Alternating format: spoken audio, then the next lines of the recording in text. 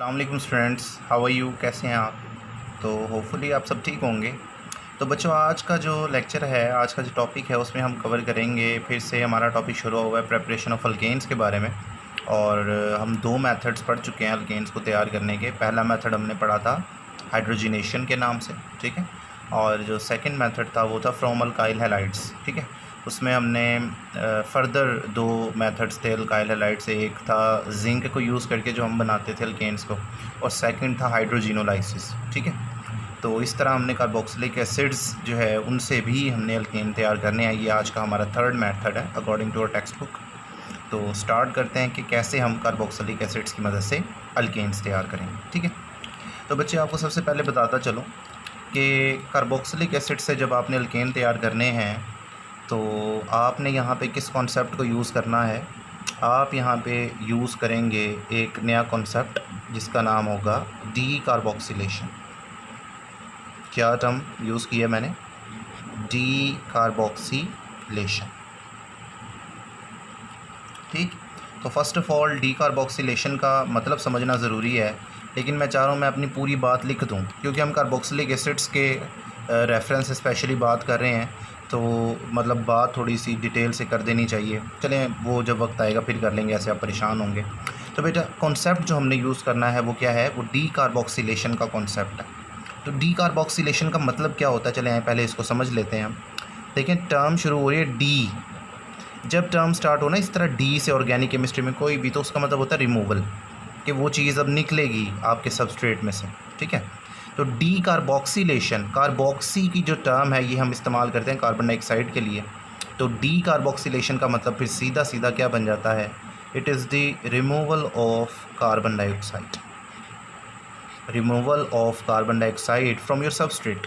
जिस सबस्ट्रेट को आप लेके चल रहे हो, और अमूमन वो सबस्ट्रेट क्या होते हैं? वो कार्बोक्सिलिक एसिड्स ही होते हैं। इसलिए डी कार्बोक्सिलेशन को फ़िलहाल चुके हैं कार्बोक्सिलिक एसिड के रेफरेंस से ही हम समझ रहे हैं। तो मैं कुछ बातें, कुछ वर्ड्स इसमें मज़ीद ऐड करता हूँ ताकि इस टॉपिक को समझने में ये डेफिनेशन हमारे लिए ज़्यादा यूज़फुल रहे। तो रिमूवल ऑफ कार्बन डाइऑक्साइड, आगे मैं ऐड कर रहा हूँ from salt of carboxylic acids, from salt of carboxylic acid. तो देखें, बड़ा सीधा मतलब बन गया। कार्बोक्सिलिक एसिड के किसी साल्ट में से जब कार्बन डाइऑक्साइड को आप रिमूव करेंगे तो ये चीज़ क्या कहलाएगी? Decarboxylation. देखिए, पहले मैं सिर्फ इतने पार्ट को एक्सप्लेन कर रहा हूँ। Removal of carbon dioxide from a carboxylic acid molecule, what does it mean, how we can prepare alkane. इसका एक इमेज आपको इसमें नज़र आएगा, ज़रा गौर से देखिएगा। अगर मेरे पास कोई कार्बोक्सिलिक एसिड है, जनरल हमें कार्बोक्सिलिक एसिड का जनरल फार्मूला पता है, हम इसको डिटेल में होमोलोगस सीरीज़ के कॉन्सेप्ट में, फंक्शन ग्रुप में इसको सीख चुके हैं। तो देखें, अगर आप कार्बोक्सिलिक एसिड का एक जनरल फार्मूला देखें बच्चों, तो वो आपके पास होता ही है RC डबल बॉन्ड O और हाइड्रोजन। ये कार्बोक्सिलिक ग्रुप जुड़ा होता है अल्काइल ग्रुप के साथ। अब अगर इससे अल्केन बनाने की बात करूं through by using the concept of D carboxylation, तो देखें उसका मतलब क्या होगा। मैं यहाँ पे डी कार्बोक्सिलेशन अप्लाई करना चाह रहा हूँ, mean removal of carbon dioxide. तो ज़रा गौर करें, इस फार्मूले में आपको ये C डबल बॉन्ड O नज़र आ रहा है। तो बेटा, ये CO2 के तौर पर यहाँ से ये जो चीज़ है ये सीधी सीधी निकल जाएगी CO2 के तौर पर। तो देखें जी, ये CO2 अलग हो जाएगा और आपके पास बच क्या गया है? आपके पास एक अल्काइल ग्रुप बच गया, और यकीनन जो बचा हुआ R है वो इसके साथ अटैच हो जाएगा। और आपको पता है अल्काइल ग्रुप में से एक हाइड्रोजन, अगर आप अल्केन में से निकालें एक हाइड्रोजन तो आपको अल्काइल ग्रुप मिलता है। तो आप उसको जब एक अदद हाइड्रोजन दे रहे हो तो यकीनन फिर वो आपने क्या बना लिया, उससे आपने ये बना लिया है एक अल्केन। पॉइंट फॉलो करेंगे आप? तो ये तो हमने सीधी बात समझी है कि कार्बोक्सिलिक एसिड से रिमूवल ऑफ कार्बन डाइऑक्साइड यानी डी कार्बोक्सिलेशन हो तो अल्केन कैसे बनता है, हमें समझ आ गया। लेकिन आगे वाली जो बात लिखी हुई है, चले ज़रा उस पर भी थोड़ी सी रोशनी डालते हैं कि वो क्या है। हमने कहा from salt of carboxylic acid, ठीक है। तो सबसे यहाँ पर हमें इस पर फोकस करने की ज़रूरत है कि साल्ट से क्या मुराद है, ठीक है। आप कुछ चीज़ें साल्ट के बारे में पहले से ही जानते हैं, लेकिन मैं आपको बताता चलूँ आम तौर पे किसी एसिड का साल्ट कैसे बनता है। मतलब कार्बोक्सिलिक एसिड्स की बात कर रहे हैं ना हम यहाँ पे। अब देखें, अब यहाँ पे मेरे पास कार्बोक्सिलिक एसिड्स में जनरल फार्मूले के तौर पर हमारे पास होता है ना RCOOH। अगर मैं इनके साल्ट की बात करूँ तो उसका मतलब क्या होगा भाई? एसिड का जो रिमूवेबल हाइड्रोजन होता है, अब यहाँ पे इस फार्मूले में कार्बोक्सिलिक एसिड के रिमूवेबल हाइड्रोजन कौन सा है? ये हाइड्रोजन। तो इस रिमूवेबल हाइड्रोजन की प्लेस पे अगर आप क्या करें, कोई मेटल लगा दें, कोई मेटल, मतलब आम तौर पे जो इस मेटल से इस्तेमाल होती हैं इस मकसद के लिए, वो सोडियम मेटल होती है या पोटाशियम मेटल होती है। ठीक है, अगर सोडियम मेटल रिप्लेस कर दे इसको, तो ज़रा और करें, ये चीज़ फिर आपके सामने किस तरह से आएगी, ये चीज़ फिर आपके सामने आएगी कुछ इस अंदाज। अगर सोडियम सपोज रिप्लेस करता है तो you will get RCOO negative और Na पॉजिटिव। मेटल को इसी तरह, साल्ट को ऐसे ही रिप्रेजेंट करते हैं ना, पॉजिटिव और नेगेटिव रेडिकल का कॉम्बिनेशन होता है। तो हाइड्रोजन जो निकलेगा तो वो अपना इलेक्ट्रॉन छोड़ के जाएगा ऑक्सीजन पे, तो वो तो नेगेटिव होगा, और मेटल अपना इलेक्ट्रॉन यकीनन खारिज करके इलेक्ट्रोपॉजिटिव एलिमेंट के तौर पर मौजूद है ना, तो वो Na पॉजिटिव के तौर पर आए। ठीक है, तो इसको क्या बोलेंगे, ये जो चीज़ अब आपके पास बन गई है, इसको बोलेंगे this is the sodium salt of carboxylic acid. ठीक है, इसी तरह अगर पोटाशियम आ जाता है तो साल्ट आपके पास क्या होगा, RCOO नेगेटिव, पोटाशियम आएगा यहाँ पे K पॉजिटिव, तो इसको बोलेंगे potassium salt of carboxylic acid. ठीक है, अब अगर आप इसकी बात करें सर प्रॉपर्ली किसी प्रोसेस के तहत इसको साल्ट को बनाते कैसे हैं, तो बेटे आपको खुद ही पता है साल्ट कैसे बनता है, न्यूट्रलाइजेशन रिएक्शन। अगर एक एसिड है उसका रिएक्शन बेस से करवा दें तो आपके पास क्या बन जाएगा, साल्ट बन। चले इसी को बना के देखते हैं ज़रा, मैं नीचे एक और चीज़ चलें ऐड कर ही देता हूँ। तो अगर हमें साल्ट बनाना हो किसी कार्बोक्सिलिक एसिड का तो वो कैसे बनाएंगे। ठीक है, अब कार्बोक्सिलिक एसिड एक एसिड है, RCOOH, ये एक एसिड है, इसका रिएक्शन यकीनन हम बेस से करवा देंगे, और बेस आप वो यूज़ करें जिसका साल्ट आपने बनवाना है। सपोज़ मैं सोडियम का साल्ट बनवाना चाहता हूँ तो मुझे सोडियम पर जो है मुश्तमिल बेस इस्तेमाल करनी पड़ेगी, और फेमस आपको पता है सोडियम हाइड्रोक्साइड है ना इस हवाले से। और अगर मैं पोटाशियम हाइड्रोक्साइड के हवाले से करूँ, पोटाशियम लगवाना चाहता हूँ तो मुझे फिर उस सोडियम हाइड्रोक्साइड नहीं यूज़ करना है, बल्कि मैं पोटाशियम मतलब कोई बेस आप ले लेंगे। और जब न्यूट्रलाइजेशन रिएक्शन होगा तो आपको पता है साल्ट और वाटर बनेगा। अब साल्ट कैसे बनेगा, हाइड्रोजन की प्लेस पे मेटल आ जाएगी। अगर सोडियम साल्ट बनाया है तो RCOO Na, ऐसे लिख दें, चार्जेस मेंशन करें ना करें, अमूमन होते हैं मेंशन। ठीक है, और अगर पोटाशियम साल्ट बनेगा तो वो कैसे बनेगा, RCOO, ये पोटाशियम, तो ये potassium salt of carboxylic acid, ये sodium salt of carboxylic acid. Point follow कर गए आप। तो इस तरीके से आप क्या बनवा लिया करते हैं, साल्ट्स बनवा लिया करते हैं। और आज के इस टॉपिक में जिसमें हम तैयार करेंगे अल्केन को कार्बोक्सिलिक एसिड से through the using the decarboxylation concept, तो आप हमेशा सोडियम या पोटाशियम साल्ट ही इस्तेमाल करेंगे। ठीक है, तभी डीकार्बोक्सिलेशन होगी और आपके पास आपका जो डिज़ायर्ड प्रोडक्ट अल्केन है वो बनेगा। जी क्लियर हो क्या आपको। चलें अब बच्चे हम प्रॉपर अपने मेथड को स्टार्ट करते हैं। तो मैं आपको बताता चलूँ, कार्बोक्सिलिक एसिड से डीकार्बोक्सिलेशन के ज़रिए अल्केन तैयार करने के भी दो मेथड्स हैं। कितने मेथड्स हैं, दो। तो पहले हम एक मेथड बच्चे डिस्कस कर लेते हैं। पहला मेथड जो हम डिस्कस करने जा रहे हैं वो हमारे पास क्या होता है, वो हमारे पास होता है डीकार्बोक्सिलेशन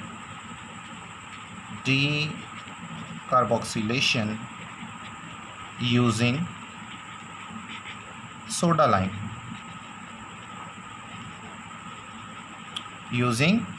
यानी सोडा लाइम कोई चीज़ है, अभी हम डिस्कस करते हैं क्या है। तो इसको इस्तेमाल करके हम डीकार्बोक्सिलेशन यहाँ पे करेंगे। ठीक है, तो जो सोडा लाइम का जो कॉन्सेप्ट है वो हमारे पास कैसे आया है, देखें जी, नाम दो टर्म्स है इसमें, सोडा और लाइम। तो देखें ये टर्म्स कहाँ से आई है। सोडा टर्म आपके पास आती है सोडियम हाइड्रो ऑक्साइड से, सोडियम हाइड्रो ऑक्साइड, जिसे कास्टिक सोडा भी पढ़ते हो आप। ठीक, और लाइम जो है वो टर्म आई है क्विक लाइम।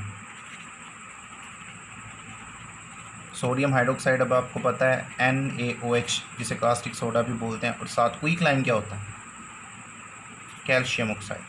ठीक है, तो बच्चे इन दोनों चीज़ों का, अब देखें सोडा टर्म यहाँ से ली और लाइम यहाँ से, तो इन दोनों का मिक्सचर से जो टर्म बनी वो सोडा लाइम। ठीक है, तो soda lime is actually a mixture of sodium hydroxide and calcium oxide. इन दोनों का जो मिक्सचर है उसका नाम हमने क्या रखा हुआ है, सोडा लाइम रखा हुआ है। अच्छा, इस सोडा लाइम इसको हम प्रिपेयर कैसे करते हैं। आप क्या करते हैं, आप यहाँ साइड पे मैं बता देता हूँ। आपके पास क्या होता है बच्चे, आपके पास सोल्यूशन होता है, एक्वस सोल्यूशन होता है सोडियम हाइड्रो ऑक्साइड का।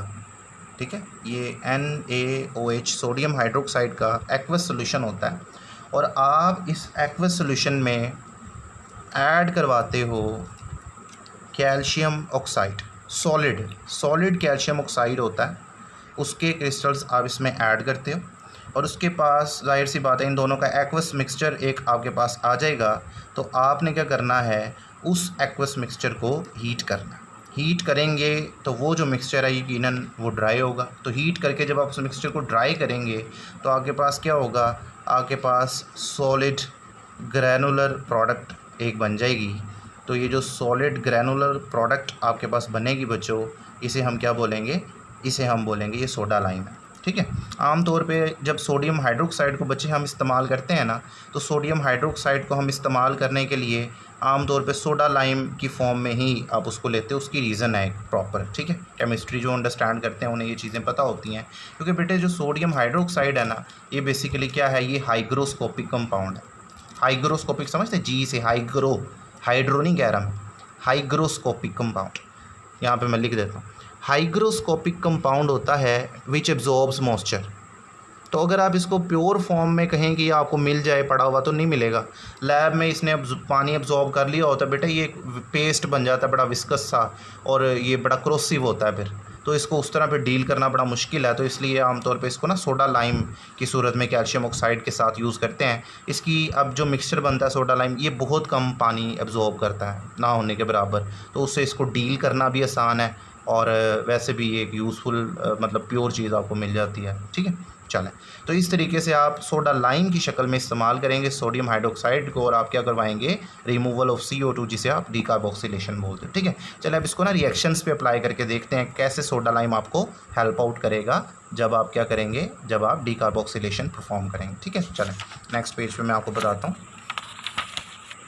चलें, तो बच्चों हम क्या करते हैं, पहले एक जनरल रिएक्शन लिखते हैं। तो हमें क्या लेना पड़ेगा, जिस तरह मैंने आपको बताया दोनों मेथड्स में उसकी बेसिक्स में आपको समझाया हूँ। हमें सोडियम साल्ट ऑफ या potassium salt of carboxylic acid use करना है। तो सपोज़ हम यहाँ पर यूज़ करते हैं sodium salt of carboxylic acid. तो this is the sodium salt of carboxylic. अच्छा, आप चाहें इसको खोल के भी किताब में, बल्कि इसको ना टर्म इसको खोल के लिख, चलें इस तरह मैं अलग लिख देता हूँ यहाँ पे। ये R है और ये C डबल बॉन्ड O को देखें खोल के मेंशन करें, C डबल बॉन्ड ऑक्सीजन और ये दूसरा ऑक्सीजन। ये जो दो ऑक्सीजन है वो इस तरह से मौजूद होते हैं। और जो नेक्स्ट चीज़ है वो आपके पास क्या है, नेक्स्ट आपके पास है सोडियम। तो दिस इज़ what क्या है, इसको पढ़ना क्या है आपने इसको पढ़ना है sodium salt of carboxylic acid. CA लिख दिए, कार्बोक्सिलिक एसिड समझ जाएंगे आप। तो आपके पास क्या है, sodium salt of carboxylic acid है। तो सोडा लाइम से आपने इसको रिएक्ट करवाना है। तो सोडा लाइम में सोडियम हाइड्रो ऑक्साइड और कैल्शियम ऑक्साइड इस तरह हम ऊपर मेंशन करते हैं। ठीक है, तो एक्टिव पार्ट के तौर पर ना, ये इन दोनों में से एक्टिव पार्ट के तौर पर सोडियम हाइड्रोक्साइड ही रिएक्शन में पार्टिसिपेट करता है। ठीक है, कैल्शियम ऑक्साइड का ज़्यादातर काम उसको मॉइस्चर से बचाने से मुतल्लिक होता है। तो रिएक्शन में एक्टिव पार्ट के तौर पे सोडियम हाइड्रोक्साइड ही इन्वॉल्व होगा। कैल्शियम ऑक्साइड को जस्ट हम ऐसे ही लिखा रहेंगे। ठीक है, तो आपके पास क्या होगा, आप जब इसको हीट करते हैं, हीट करेंगे जब सोडा लाइम के साथ इसको, तो देखें ज़रा यहाँ पर क्या होने जा रहा है, आप गौर करें। जो चीज़ मैं आपको बताऊँगा यहाँ से ये इस पूरे पार्ट के ऊपर ज़रा फोकस करें। ये क्या हो गया, यहाँ पे एक सोडियम, दो सोडियम हो जाते हैं Na2। ठीक है, और ये CO2, दो ऑक्सीजन थे और एक ऑक्सीजन ये है, तो ये बन जाएगा CO3। तो Na2CO3 के तौर पे ये कंपोनेंट अलग हो गया। बच क्या गया है, इधर आपके पास बच गया है अल्काइल ग्रुप R, और इधर से ये जो हाइड्रोजन बचा ये इसके साथ आ जाएगा।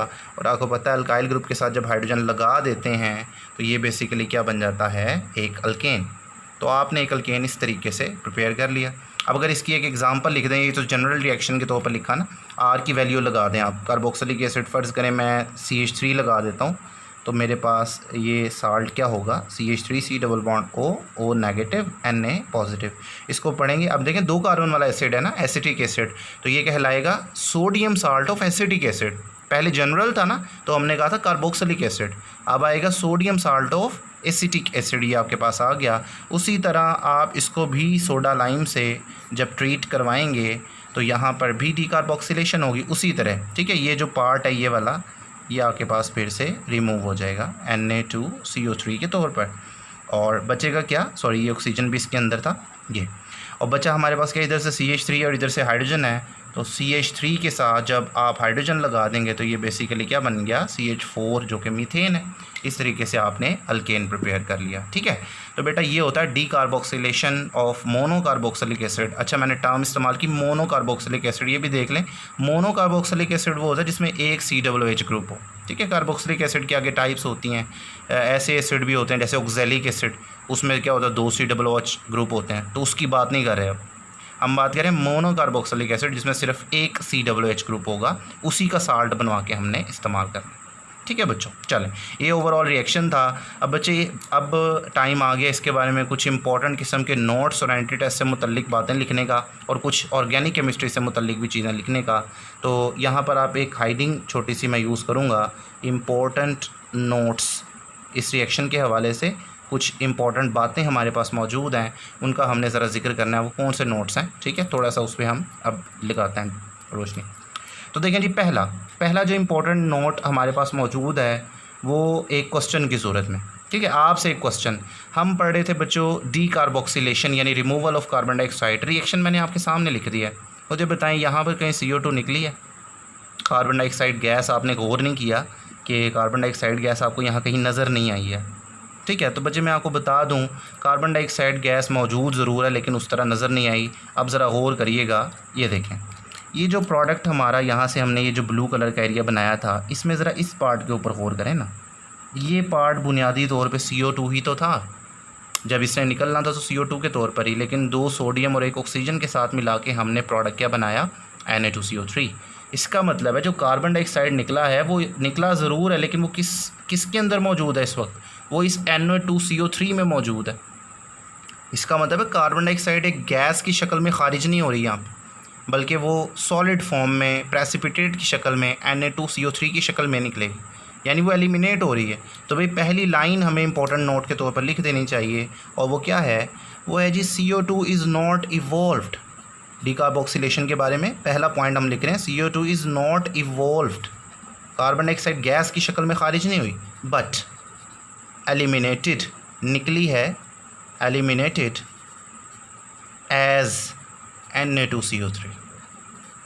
क्लियर? तो एक पॉइंट तो हमने ये देखा, इंपॉर्टेंट बात थी, CO2 कहाँ पे गया, पता चल गया Na2CO3 की शक्ल में एलिमिनेट हुआ, गैस की शक्ल में नहीं निकला यहाँ पे। ठीक है, पॉइंट नंबर 2 बेटा मैं आपको बता दूँ, it's very very very important इस लिहाज से कि भाई पूरी की पूरी ऑर्गेनिक केमिस्ट्री के ऊपर बेटा इसका इम्पैक्ट है।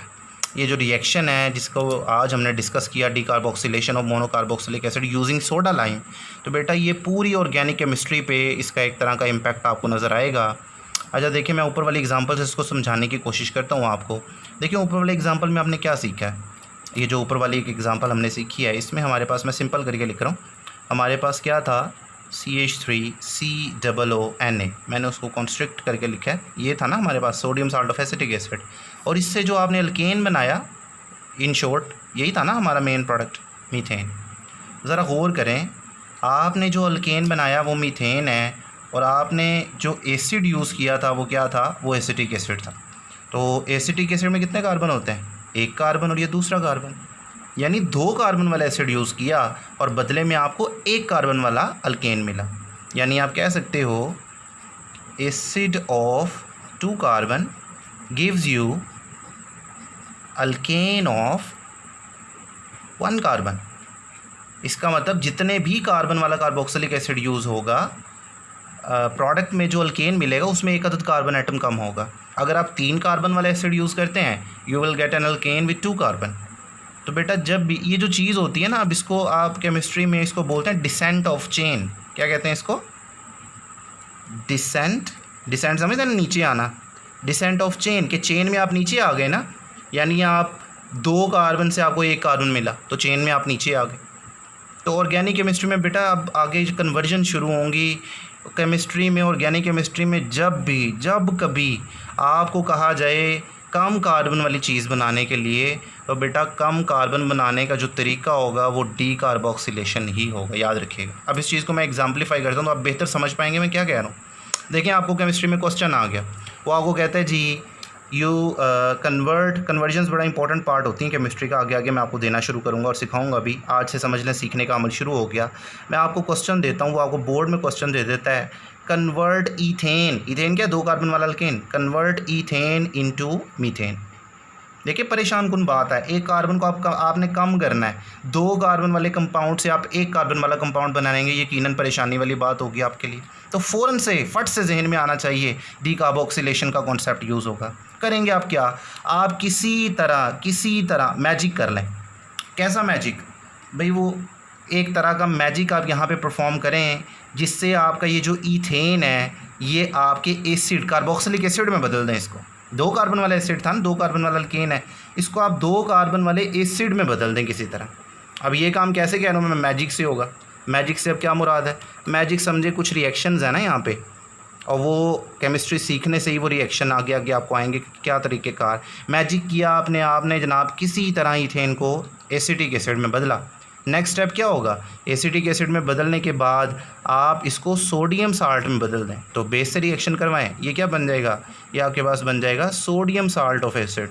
और इसकी फिर क्या करवा देंगे हम, इसकी हम करवा देंगे डीकार्बोक्सिलेशन। कैसे, सोडा लाइम के ज़रिए से ना, NaOH + CaO। जब आप ये करेंगे तो ऑटोमेटिकली इससे क्या बनेगा, मीथेन ही बनेगा। तो समझ आइए आपको कन्वर्जन किस तरह। एक और एग्जांपल चलें आपको देता हूँ, तो उससे आपको बेहतर आइडिया होगा मज़ीद। फ़र्ज़ करें आपको जो क्वेश्चन कहा गया वो क्वेश्चन क्या था, convert ethyl alcohol into methyl alcohol. 2 carbon वाला अल्कोहल था, उसको तब्दील करना है 1 कार्बन वाले अल्कोहल में। तो देखें अब ये सीरीज़ कैसे चलेगी। आप क्या करें, आप किसी तरह मैजिक करें ना, वही मैजिक करें और अपने इस 2 कार्बन वाले अल्कोहल को आप तब्दील कर दें 2 कार्बन वाले एसिड में, CH3COOH। ओके, और ये जो फिर आपका एसिड बना, आप इसको इसके सोडियम साल्ट में बदल दें, सोडियम हाइड्रोक्साइड से रिएक्शन बेस से करवाएं, तो CH3COONA बन गया। ठीक है, अब आप क्या करवाएंगे, अब आप इसकी डीकार्बोक्सिलेशन करवाएंगे तो आपको मिलेगा मीथेन। सोडा लाइम से रिएक्शन करवाएंगे ना, NaOH + CaO से, तो आपको क्या मिल जाएगा, 2 कार्बन वाले एसिड से 1 कार्बन वाला अल्केन। और आप फिर इस 1 कार्बन वाले अल्केन को मैजिक के ज़रिए से, वही कुछ रिएक्शंस जिनका मैं जिक्र कर रहा, तो यहाँ पर भी आपको क्या करना पड़ेगा, मैजिक। यहाँ पर भी क्या करना पड़ेगा, मैजिक। अब देखें ये तो रिएक्शन आपको सीखने से ही आएंगे, लेकिन इस सारे पार्ट में इधर देखें आपने क्या किया, आपने डीकार्बोक्सिलेशन को यूज़ किया। तो यानी जब भी डिसेंट ऑफ चेन आपको मिलेगी कन्वर्जन के अंदर, जब भी आपको चेन में सीरीज़ में नीचे आना होगा, तो बेटा हमेशा कौन इस्तेमाल होगा, डीकार्बोक्सिलेशन यूजिंग सोडा लाइम। तो इस तरह पूरी ऑर्गेनिक केमिस्ट्री के ऊपर इसका एक इम्पैक्ट है। तो ये रिएक्शन आपने कभी भूलना नहीं। जब कन्वर्जन दूँगा तो मैं पूछूंगा कि बताओ कार्बन कम कैसे होते हैं, तो आपको फिर मुझे बताना है कि सर वो तरीका था। ओके, तो इस लिहाज से आपने इसको हमेशा याद रखना है। तो ये हमारे पास एक बहुत बड़ा नोट था, बहुत इंपॉर्टेंट नोट था डीकार्बोक्सिलेशन के बारे में, जो भी आपने सीखा है। फॉलो कर गए हैं बात को। चलें, तो बेटा आप इसको लाइन की सूरत में भी लिख सकते हैं। चलें मैं नीचे लाइन लिखवा देता हूँ ताकि ये चीज़ हमसे गुम ना हो जाए, हम इससे जहन से ना निकाल दें।